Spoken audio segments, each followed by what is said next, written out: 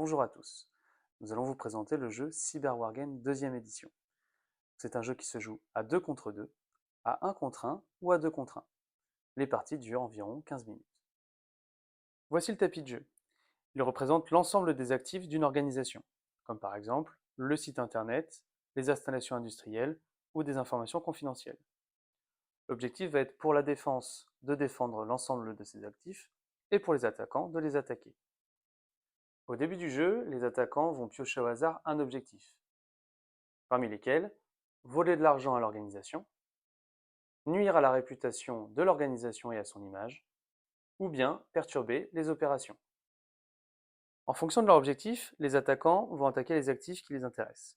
S'ils doivent voler de l'argent à l'organisation, la chaîne logistique leur permettra de provoquer 2 points de dégâts. S'ils cherchent à nuire à l'image et à la réputation de l'organisation, les données clients leur provoqueront également 2 points de dégâts. Après quoi, 3 points de dégâts supplémentaires et ils remporteront la partie. Afin de remplir leur mission, les attaquants vont exploiter des vulnérabilités provoquées par les collaborateurs de l'organisation.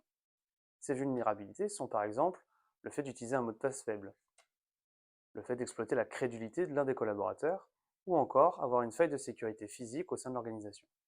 L'ensemble de ces vulnérabilités est mélangé et distribué au hasard sur l'ensemble des actifs de l'organisation. Voyons maintenant comment se déroule un tour de jeu. Afin de sécuriser les vulnérabilités de l'organisation, la défense va devoir disposer des défenses. Par exemple, dans le cas d'un travail dans un lieu public, un protège-écran confidentiel va permettre d'y apposer une sécurité supplémentaire. Au bout de 3 défenses, on peut considérer que la vulnérabilité est sécurisée intégralement et l'attaque ne peut plus agir dessus. De la même manière, les attaquants vont pouvoir attaquer la vulnérabilité. De nouveau, dans le cas d'un travail dans un lieu public, ils vont pouvoir user d'espionnage. Et au bout de 3 attaques associées, on va pouvoir considérer que la vulnérabilité est cassée, et donc l'équipe des attaquants va accumuler 1 point de dégâts dans le vol d'argent et 2 points de dégâts dans l'image et la réputation de l'organisation. Vous remarquerez que certaines cartes ont une double compétence. Dans le cas précis, verrouiller le poste de travail va pouvoir agir à la fois sur une session ouverte ou le fait de sécuriser un travail dans un lieu public. Deuxième exemple dans le cas de cette attaque, un logiciel d'espionnage va pouvoir attaquer à la fois une connexion non sécurisée ou une ancienne version de logiciel. Il s'agira donc de choisir quelle est la meilleure action pour compléter une défense ou une attaque. Autre carte spécifique du jeu, la carte RSSI du côté de la défense et Dark Web du côté de l'attaque. Elles peuvent être jouées sur n'importe quelle vulnérabilité.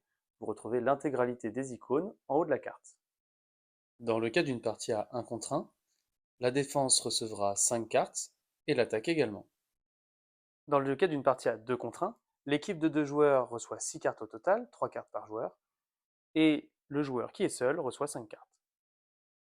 Enfin, dans le cas d'une partie à 2 contre 2, chacune des équipes reçoit 6 cartes, 3 cartes par joueur.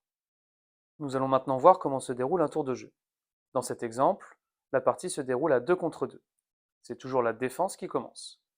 Par exemple, le premier joueur va pouvoir déposer un mot de passe fort afin de protéger son mot de passe faible. Il pioche tout de suite dans la foulée. C'est ensuite au second joueur de jouer, qui va par exemple mettre en place un protège-écran confidentiel lorsqu'il travaille dans un lieu public. De la même manière, il pioche à son tour. C'est maintenant au tour de l'attaque. Le premier joueur va par exemple user d'espionnage afin d'espionner quelqu'un qui travaille dans un lieu public.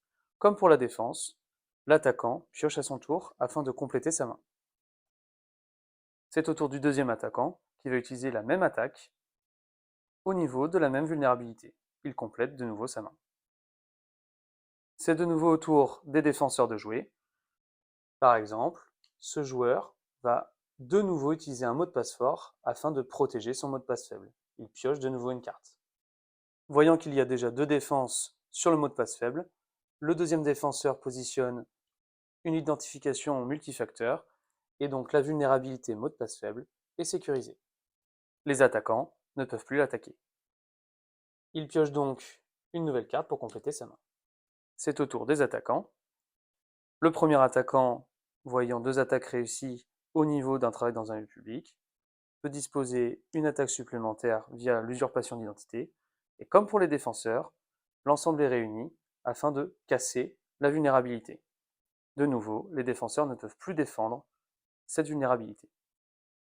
Lorsqu'une attaque est complétée par les attaquants, ils empochent donc un point de dégâts dans ce cas précis au niveau financier et 2 points de dégâts au niveau de la réputation. L'attaquant pioche donc une carte pour compléter sa main. Dans ce cas précis, c'est une force brute qui n'est plus utile car la vulnérabilité est bloquée. Il peut donc la défausser et piocher une nouvelle carte. On se retrouve après quelques tours de jeu. Les défenseurs viennent de finir leur tour, c'est donc au tour des attaquants. Le premier attaquant va positionner un piégeage du poste de travail sur une session ouverte et pioche une nouvelle carte. C'est au tour du deuxième attaquant. Il constate qu'il peut valider une attaque sur la faille de sécurité physique en positionnant une intrusion dans les locaux.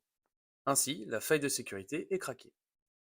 Les attaquants remarquent donc qu'ils ont accumulé 2 points de dégâts sur la réputation via le site internet, 2 points de dégâts sur la réputation également via les données clients, et 1 point de dégâts sur la réputation via la propriété intellectuelle. Leur objectif étant de nuire à la réputation de l'organisation, ils remportent la partie. Si les attaquants ne peuvent plus compléter leur mission, les défenseurs sont déclarés vainqueurs.